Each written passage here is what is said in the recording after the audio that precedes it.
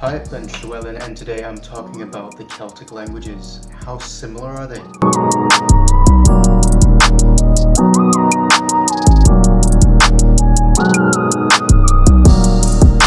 The Celtic languages come from the Indo-European family, like English or French or Russian, Greek, Romanian, any of those. They're all of the same larger family, but within that you get language groups, which are also families but smaller.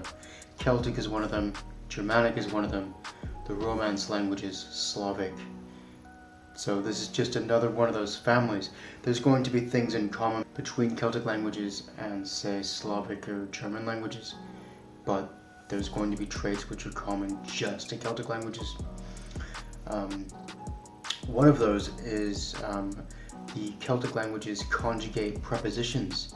I'm not going to go into too much of what that is now, but just be aware that things like the word on or through, it's going to present what is being put through or what is it on. Ironically, Welsh, Irish, they all share this with Hebrew. The Hebrew language conjugates prepositions as well. One common feature to all the Celtic languages is that the adjective comes after the noun. So here you have a white beach, and it's pretty similar all the way through these languages, and its core vocabulary here, so you can see it's really closely related, even though there's a different orthograph between, say, Irish and Welsh. The sounds, despite the orthograph or way you write being different, the sounds are very similar. And that core vocabulary is going to echo through all the different languages, which make them easier to assimilate. If you speak one of them, you can faster pick up the others. One thing that once you learn one Celtic language is that you are able to understand what the mutations are. And this is basically a word will change the initial letter or sound depending on what's before it or around it. So ga becomes wa, or ka becomes ga, pa becomes ba becomes va, ta, da, the. It carries on through all the Celtic languages with variations, but just be aware that these letters change, and it's something that they all share, which will help you from going from one to the other. And yeah, so they're all Indo-European, so that's going to be an underlying influence. So things that are similar in all the languages, be it Russian, Spanish, German, there'll be echoes of some of these things in the Celtic languages that you will be familiar with. So yeah, there's a substrate of the Indo-European family through all of these languages, which will help you if you speak English, for example. In trying to assess mutual intelligibility, however, it's best to understand what makes them different so that you can pick apart the unique attributes for each of those. So I'll go through that now. There are two main branches of Celtic languages. Now I refer to these as the Hiberno branch, which is Irish, Manx, Scottish Gaelic, and Brythonic, which is Welsh, Cornish and Breton. So these are very different, but they're all Celtic languages. What made these two branches? Well, to a large extent, even though there were differences before this, the Brythonic branches were ruled by Rome, and the Hiberno branches were not ruled by Rome. So this left a deep substrate of core Latin vocabulary and syntax on the Brythonic languages, which it didn't leave on the Hiberno branches, so Irish, Scottish Gaelic. And one thing that influence did take away in the Brythonic languages is that they lost the case system. So if you take languages like Latin, German, Romanian, Russian, these all have a case system with evocative, genitive, nominative cases. Now Irish, Manx and Scottish Gaelic, they have a case system, whereas Welsh, Cornish and Breton do not. Irish and Scottish Gaelic have 4 cases, Manx has 2 cases. So Manx lost a bit, but they all have it, which makes it, for an English speaker, the Hiberno branches will be more difficult for you to pick up and learn than the Brythonic branches. Welsh, Cornish and Breton will be easier for you to learn. One thing is their history. All these nations or languages were conquered or assimilated into other cultures, and they were all conquered or assimilated in very different ways. So for instance, in Ireland, you had the Anglo-Norman conquest, which was very piecemeal, but then you had an administrative centre in Dublin, which expelled the English culture outward into Ireland and made it very, very difficult for the Irish language. In Scottish Gaelic, it was very different. So it was actually the Kingdom of Scotland itself which began the Anglicization, not via truly English, but Scots, which marginalized Scottish Gaelic within its own country, from a power base within its own country, rather. Welsh was conquered very piecemeal, gradually kingdom by kingdom, which made it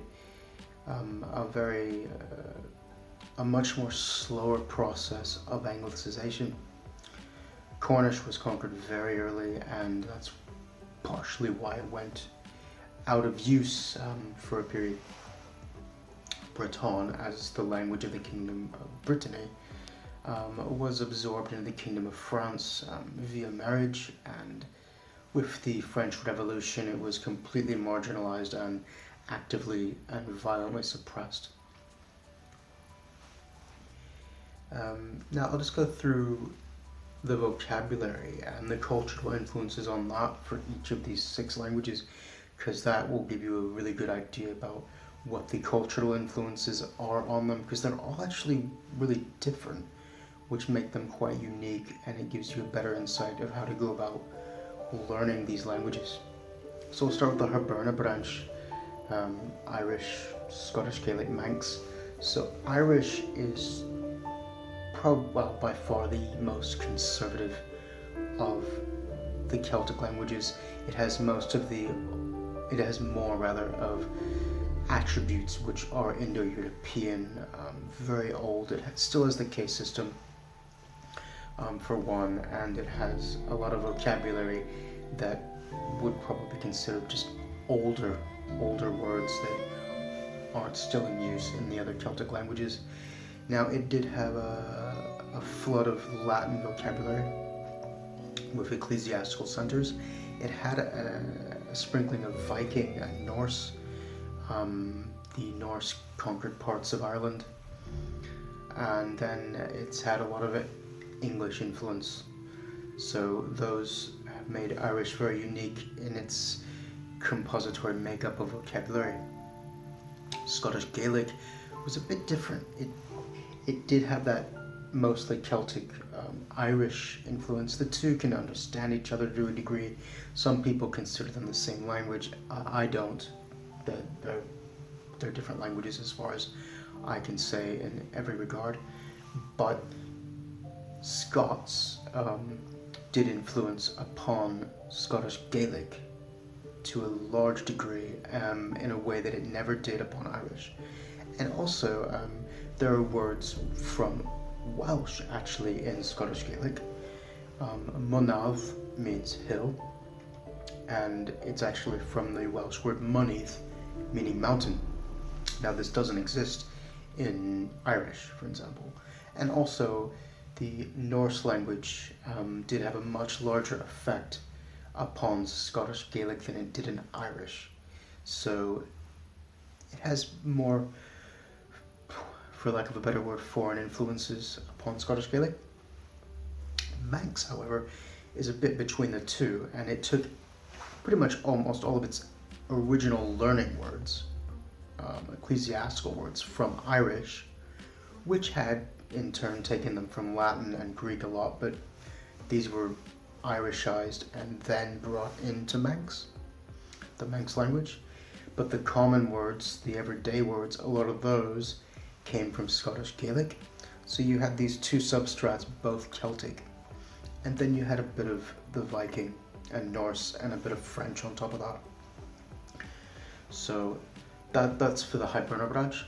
For the Brythonic branch, Welsh is by far the most cosmopolitan and most cross-transplanted language of all the Celtic languages. It has more influences from far field different languages than probably all the rest of them put together. It was born out of a fusion between, well, like all the Brythonic languages, between the Roman Empire and the original Celtic inhabitants of Britain. And then you had a very strong wave of Irish coming in to the Welsh language. Place names today like Llyn, Brycheiniog are directly from the Irish language. You have words like brechdan for sandwich, which comes from Irish. But you also get words from actually Scottish Gaelic, because there was a lot of contact between the Gaels in the north and what's called the Old North in Welsh. You have that influence. You have a lot of words that are very similar with Cornish, especially in the southern Welsh dialects, because, well, there wasn't much distance between them and they were very close. At one time they were the same language up until 600-700, maybe 800 AD. And then you have actually the French coming in, and a lot of them brought Breton into the Welsh language via French. So you get a lot of that in Welsh, but you also get a lot more French. You get a considerable amount of English. You get actually a few Dutch words as well, and you get Norwegian and Norse coming in. So Welsh is, from an etymological point of view, it's probably the most, well, in my opinion, it is the most interesting Celtic language. Cornish is quite unique because it doesn't have that same cross transition of vocabulary as Welsh does, but it has quite a lot from Saxon, which is not English, but the language that existed in England before English. And also Cornish is unique that it has the letter J, and it uses this in a way that the other Celtic languages do not. It has a couple sounds in that way that are very more unique comparatively to the other Celtic languages. And it did pass out as a living community language, and what happened as people began reviving it again is they became very purist in how they wanted to reconstruct the language, and so they've brought in words for things like electricity from Welsh, from Breton, and so they've re-Celtified the language, which gives it its own attributes as a language. It's becoming more and more Celtic than it than it was, because in its last days, the Celtic language, we have evidence the Cornish language, we have evidence that it was becoming much more anglicized, lots of English loanwords, not Saxon, but English loanwords. But one thing that Cornish does have, which is more unique to it than, say, in Welsh, it had a direct interaction with Brittany and a lot of Breton words in the Cornish language, or vice versa, and names. Saint Medic is well known in Brittany and Cornwall. So about Breton, it's quite obvious that its influences are going to be quite different, being it's on mainland Europe. It's had a lot of influence from the French language in ways that none of the other Celtic languages quite would be able to. It's lost its independence to the French language in a way, and that influence of Pom Breton is even persistent in the accent of people, in the colloquialisms, and also when the Breton language was developing, you had much more influence from the Latin language, and a bit of Irish actually, we think. So what we had in the Breton language was a lack of Germanic influence that is present in all the other Celtic languages. Well, thank you for watching. I hope that gives you a better idea of what all the Celtic languages have as far as what makes them unique, and a bit about what makes them all the same. Please subscribe and like, and let me know what you think about this video, and I'll answer any questions that you have. Diolch yn fawr. Thank you.